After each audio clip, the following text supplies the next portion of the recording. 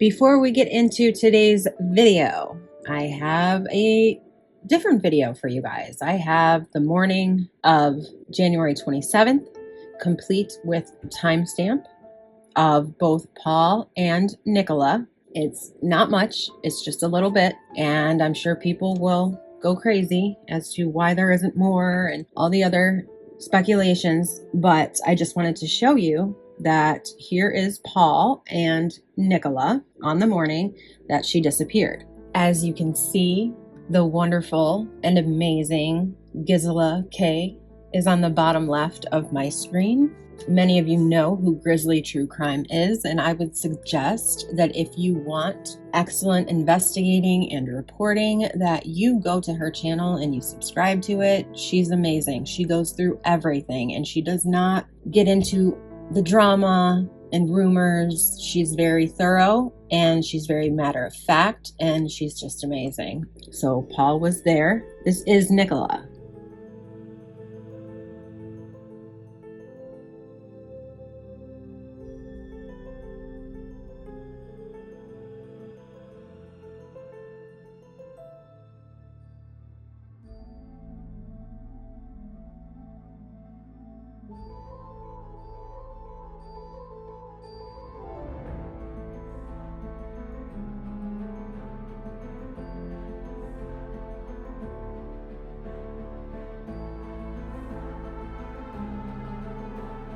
Hey everyone. Okay, hear me out. This video is not meant to upset anyone, but it is going to lay out a completely different theory that has not been talked about.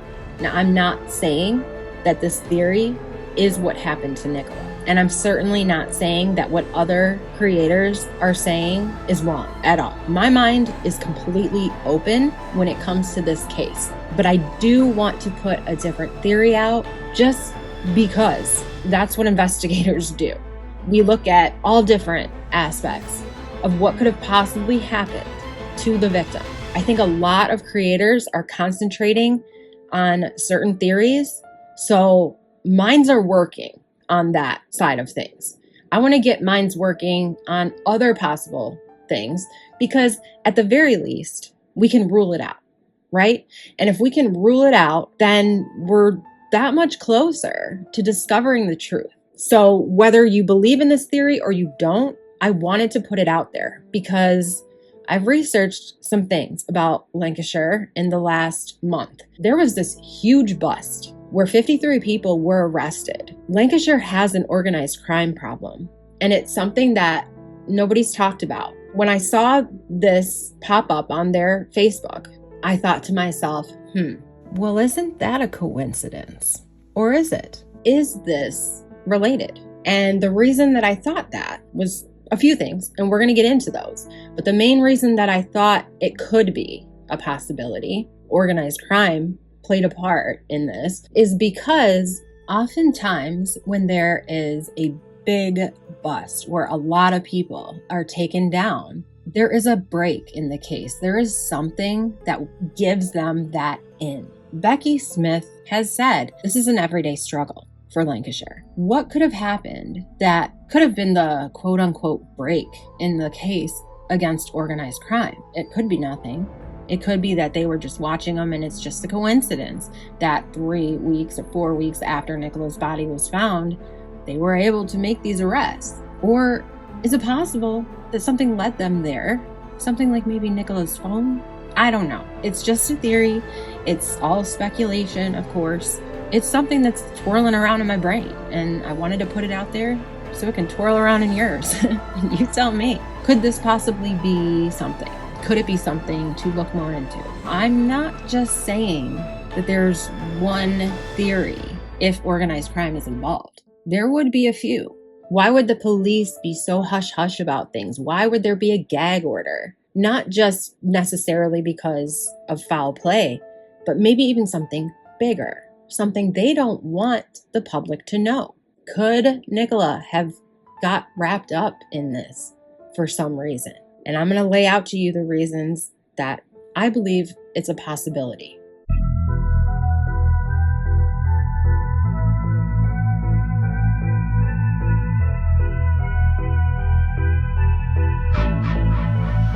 Good morning, good afternoon, good evening, whatever time it is that you are tuning in. This is Unapologetically me, featuring me. No special guest, just me. How are you doing today? I hope you guys are all having a great day.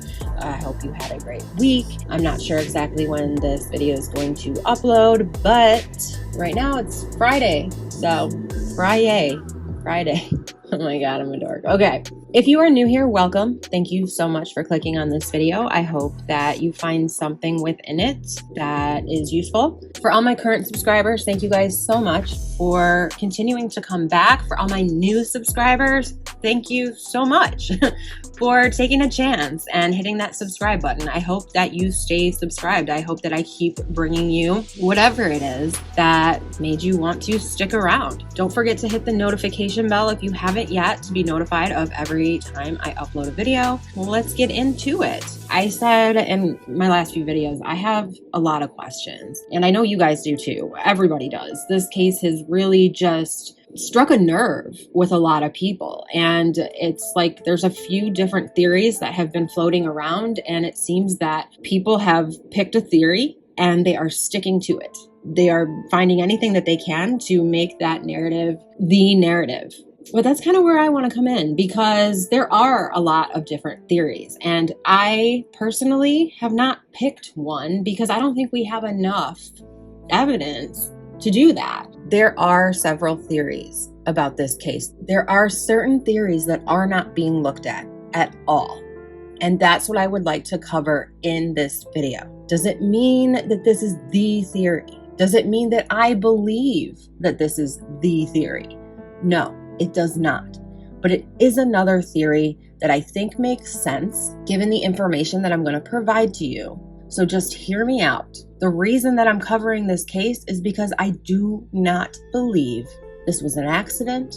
I do not believe that the body ever went into the water. I believe it was planted where it was found the second the investigators left the area. So I think we can agree on that, at least. There is another theory, one that I have not heard anybody talk about. And through my research, I feel like it makes sense, but I'm also afraid to put it out there because I don't want to do any damage to Nicola's integrity.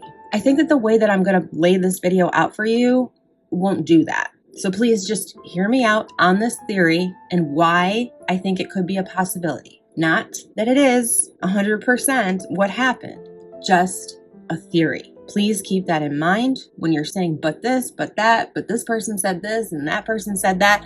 Yes, we are all looking into this case and we're all finding evidence, and it all needs to be brought to the surface. All of it, because it could be many different things, and we need to rule out what makes the least sense and focus on what makes the most sense. So again, just a theory. I don't want to sound redundant, but please just hear this theory out. So what I did was I just went on my computer and I just typed up theories. I typed up what I think and why I think it. And so I'm basically just going to go through all of that with you guys. Feel free to comment whatever you would like. Just please keep it civil. That's all I ask. Be respectful, not just of me, but of other people that you're talking to within the comment section, if you choose to engage. Theory number one would be accident, but I believe that accident can be ruled out. I believe that. That's my opinion. Because according to expert diver Peter Falding, if Nicola had gone into the water in the area that she was said to have gone in, she would have been found. Even if she had gone over that stile and walked that way, all that part of the river had been searched, and it was searched pretty quickly. Number two, why I don't think it's an accident is that no one's ever fallen into the river at that point. And the last video that I put out, there was a man Curtis was interviewing, and he even said, and I was thinking it this whole time too, has anyone ever slipped into the river and not been able to get out? No, that has not ever happened before. He also said another thing that stuck out to me, and he said that sheep have fallen into the river and drowned, but they never ended up going over the weir. Their bodies were unable to go over the weir. They would get stuck there. Now, I know a human being is not a sheep, so I don't need any comments telling me that. The fourth reason that I believe an accident can be ruled out would be the area of the river is a maximum of 3 feet deep. It's usually about 2 feet deep in the area where they feel she fell in at. So obviously either the location of where she went in is wrong or she never went in at all, not accidentally. That's my opinion. The biggest thing I think that makes me think it's not an accident is that the family knows more than we do. And they don't believe it was an accident. That, I think, for me is kind of the driving force behind me trying to figure out what could have happened to Nicola. The next theory that we have would be unaliving, her taking her own life. And that I'm on the fence about. But I do lean more towards that would be unlikely, in my opinion. And the reason why, number one, Willow. Willow was said to be a member of the family. When I did my very first Nicola video, I talked about how Willow was a member of the family. She was like another child for Nicola and Paul. And I find it very difficult to believe that Nicola would bring Willow along if she were planning on just leaving her to run free, right? I mean, not knowing who was going to find them or what could end up happening. You know what I'm saying? Reason number two, why would you jump into a shallow river? From what statistics have shown, drowning death is one of the most feared ways to die. In my opinion, she would have had to try very hard to drown on purpose in that particular river. We have talked about a possible crisis in a prior video. And if this were the case and she was in some sort of crisis, she could have had a mental break. And I think that's the one thing that is keeping me a little bit on the fence about it. But I do, again, find it to be unlikely. That team's call being left open is my number 4 reason. I don't see why you would even call, you know? Why would you choose to do that in the middle of a meeting? To me, that's something that points that I don't think so. And I think probably one of the biggest things that makes me find it unlikely is that there was no note, not even for her children or her parents. And before you jump down my throat about that, what I mean is not necessarily a note that she left for her children, but a note that was left for her parents, for Paul, to read to her children at some point when they get older. I'm a mom. I have 4 kids. I cannot imagine leaving them. There have been very dark times in my life. One thing that has kept me going, even in times where I felt I could not go on one more day, is my kids. I could not leave them without me. I couldn't do it.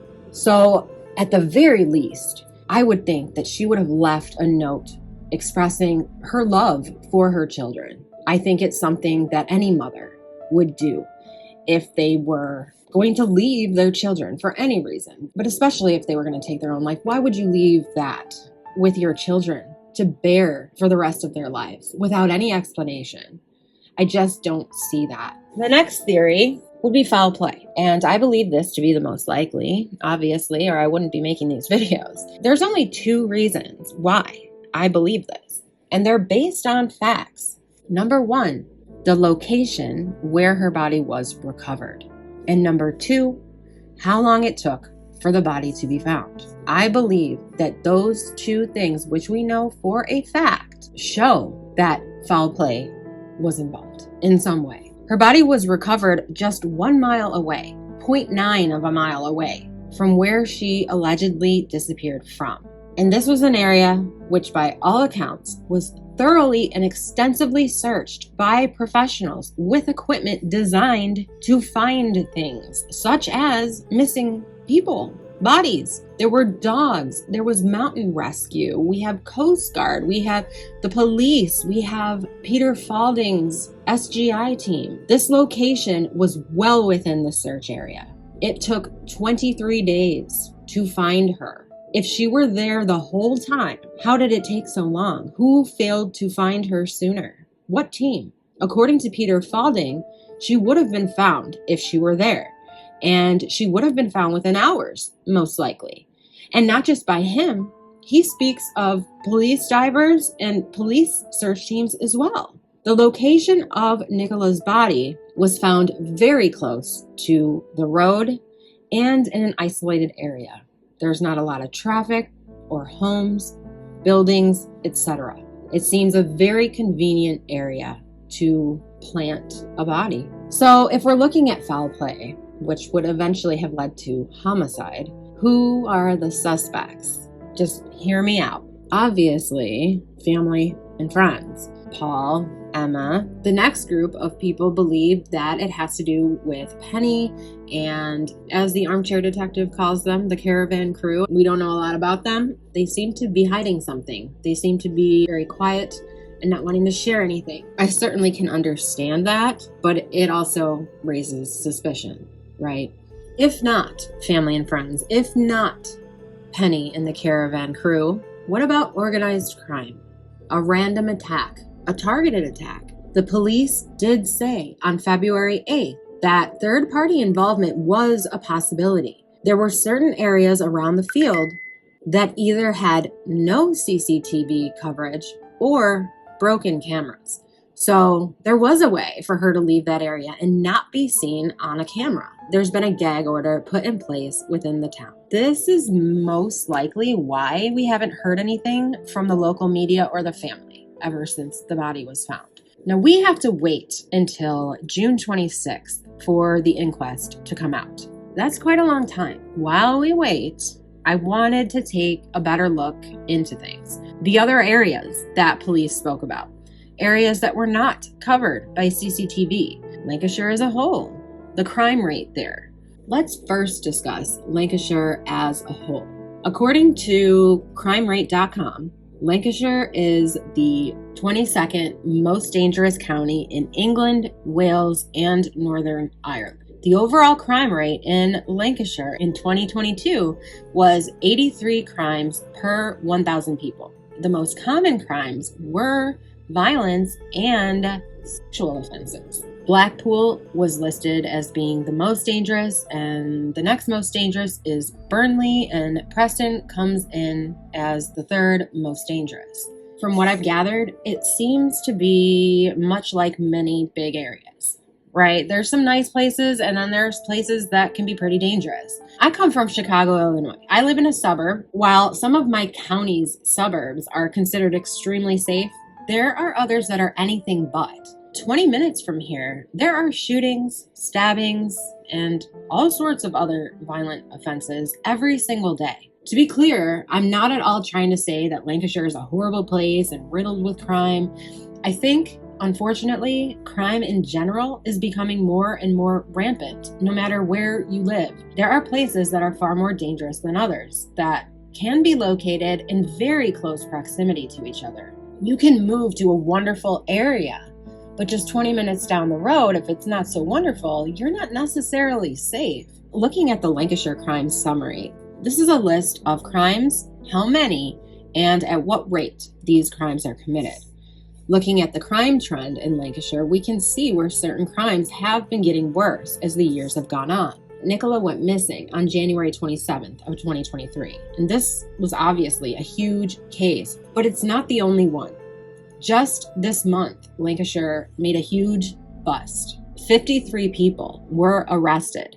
Cash, weapons, and mobile phones were seized, and Class A and Class B drugs were recovered from all across Lancashire as a part of a major national operation to crack down on county lines offenders. 44 men and 4 women, along with 5 minors, were all arrested during this crackdown. Thousands of pounds. Thousands. Let me say that again. Thousands of pounds worth of Class A and Class B drugs were seized, along with weapons, cash, and 27 mobile phones. If you remember Becky Smith, Lancashire's force lead for county lines, she spoke about Nicola's case.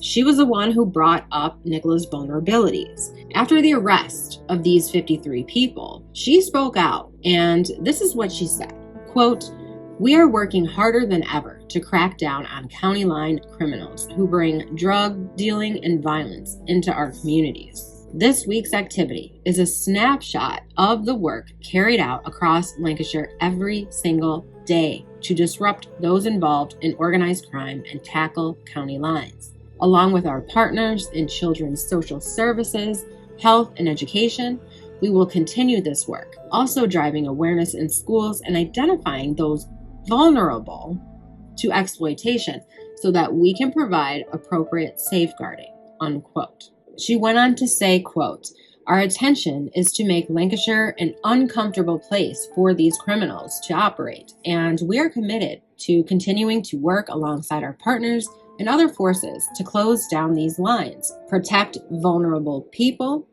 and remove those who exploit from our streets," unquote. Does anything stand out to you about what she said? We were told that Nicola had specific vulnerabilities, but we weren't given much detail due to Nicola's privacy, obviously. We have heard that Nicola was suffering from certain vulnerabilities, and we have heard that aside from medication that she was prescribed, which she stopped taking due to side effects, that allegedly Nicola had turned to alcohol to help cope with some of these symptoms that she was having. This is extremely difficult for me to say. It scares me because I don't want what I'm saying to be taken the wrong way. I want people to understand that I have her family in mind, and that's what's making it really hard for me to talk about some of my theories. I know some people will not understand what Nicola was going through. If she was in fact going through what has been alleged, I can't expect that a lot of people are going to understand that. There are times where a person can be going through something mentally and not necessarily make the best decisions. They may make decisions out of desperation.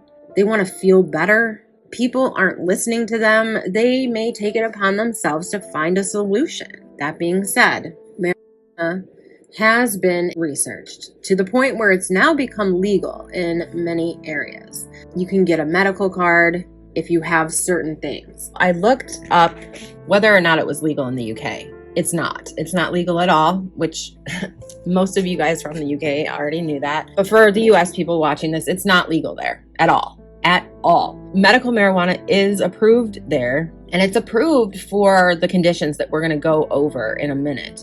But it doesn't matter because just like in the US, you'll find a very difficult time getting that prescription from a doctor. It is approved for epilepsy, chemotherapy, or very serious illnesses. So while it's been known to help a lot of these other things, including menopause, they will not prescribe it. And I think what I'm getting at here is when you're suffering from something and no one's helping you, you're gonna be on Google, you're gonna be on help groups or support groups, and you're gonna hear other people say what's working for them or what could possibly work for you. And this particular substance has been proven to help people. So again, I want to reiterate, I am not trying to say anything negative if this were in fact something she looked into. Because being 43 and starting the hormonal changes, it's rough. You know that you're being irrational. You know that you're not yourself and you want to fix it. And not just for you, for the people around you. And it's hard. It's very hard. And I think many women will understand this. So like I said, this is just a theory. I'm not saying at all that this is what happened.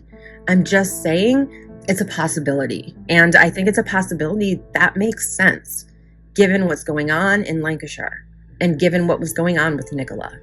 There's a list of chronic illnesses and mental illnesses that marijuana has been known to be helpful.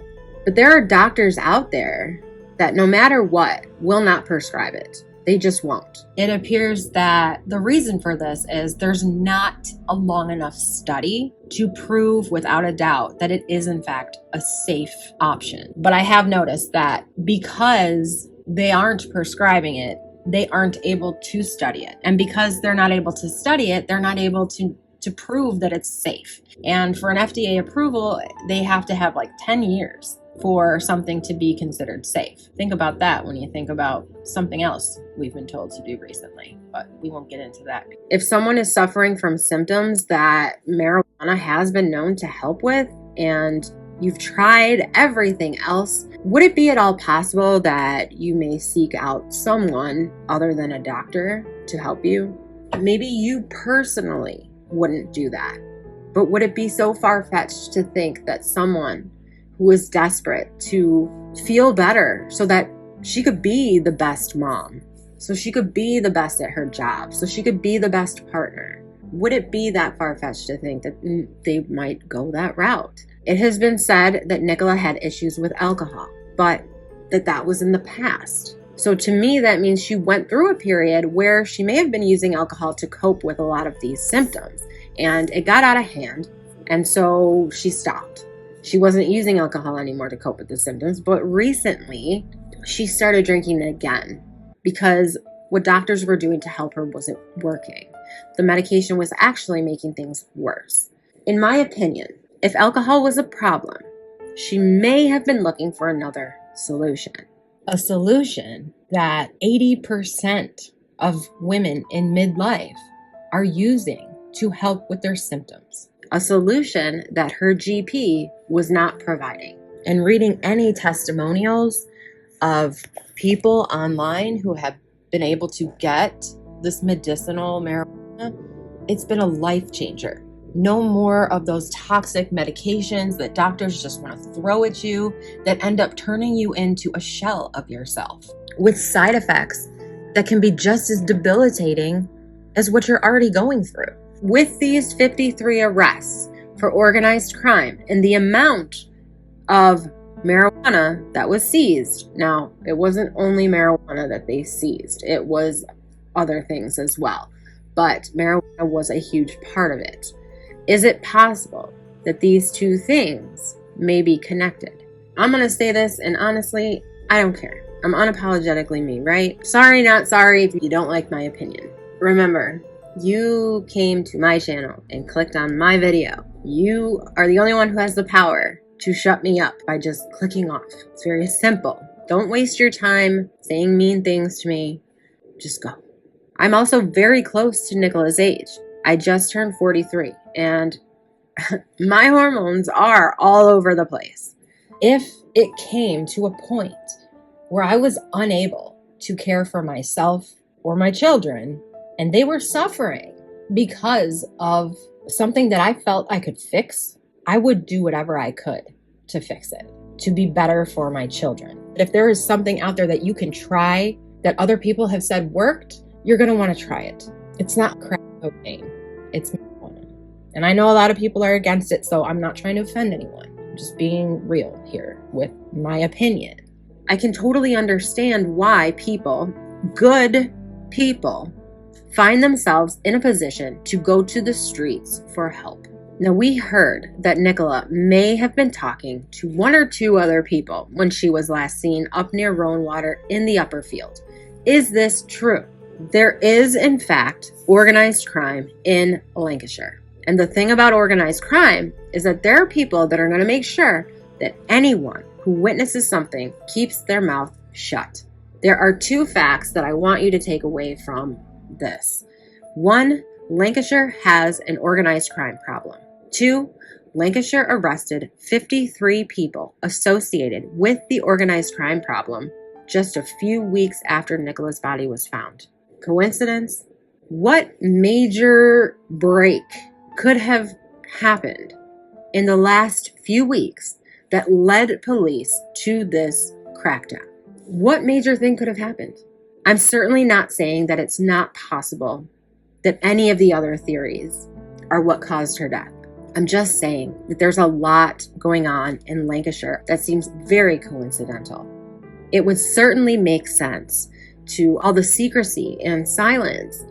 Not only are police encouraging the public to keep their mouth closed, but people may be afraid to speak. And not just because of the public going after them, because they got someone watching them. The two fishermen, do you remember those guys hiding their faces? They've never been found by police. They've been asked to come forward, but they haven't. Now, I don't think it's out of the ordinary for fishermen to be by a river, which is why at first I was like, so what? But why not come forward then and say, oh, that was us? Or someone else come forward and say, I know who those guys are. They're here all the time. I do understand why a lot of people don't want to speak publicly. They'll be attacked. They'll be accused. So they may have gone to police, but police have said that they have not heard from these men. There's also another man who was said to be suspicious within the area. And Paul said in his interview, if you don't belong there, you'll stick out like a sore thumb. If you're not a regular in that area, people will notice. And people noticed. And they called police. I think the most important area to look at would be the Roanwater area, which is where she was last seen, allegedly. And not only was she last seen there, she was last seen allegedly with someone that has not been identified. There are people that are saying she was last seen with 2 people, but when I read what the 70-year-old man, with the fluffy dog's wife had to say, I gathered that it was only one person, because she said there were 3 people and that her husband was one of them. So that would mean her husband, aka the 70-year-old man, Nicola, and one other person. I just want to get that straight so there's no confusion there. This location is in the upper field where there's a gate or fence, and behind this gate is the little neighborhood of Roanwater. This neighborhood's road filters out to Garstang Road. Does Garstang Road ring a bell to you? Garstang Road is the main road that runs through St. Michael's on Wire. It's also the road that the family, friends, and supporters were all gathering at to hold up missing persons signs of Nicola, appealing for the dash cam footage. Obviously, if you're listening to this, I've put the video out. I have battled with myself for the entire weekend, but you're watching it now. So I want to see how people respond to this before moving on with this theory, because I certainly don't want to cause any more drama surrounding this case because it's unnecessary and it's not helpful. So I guess depending on the comments that I receive and the feedback that I get from this video will help me decide whether or not I want to go on, because I would like to get into the CCTV footage and where she last was and possible locations to where someone could have met with her. But I don't want to do that if this video seems to do more harm than it does good. I just don't want it to look like I'm accusing her of doing something that people would frown upon, like as if she were a bad person, because I don't think that this theory would make anyone a bad person. We'll see how this goes. Please leave your comments down below. Again, I don't know how this is going to be received, but at the same time, it's a theory that I have, and it's a theory that I believe makes sense. And it's also a theory that I believe makes sense why police aren't saying anything. They don't want anyone to connect these dots yet because they haven't been able to connect all the dots yet. And that would be a possibility as to why there's a gag order in place. There may be foul play, and it's much bigger. And then, of course, we have the other theories, right? And any of those could be it. It could be an accident. I don't know. I wanted to throw this theory out there because it's what I've been thinking. And honestly, I can't stop thinking about this case. So bringing it to you guys because I want to see what you guys have to say about it. Let me know if I'm way off. I'm sure you will. I want to look at all angles. That's how crimes get solved. And I'm not saying I'm going to be the one to crack the case or I'm going to be the one to solve it or anyone in my comment section is. I'm just saying we study cases. And in studying a case, you need to look at all possible theories based on the evidence and information that you have been given. And this is all based on information that we have been given, which in my opinion makes it a reputable theory. Not 100%, but a theory.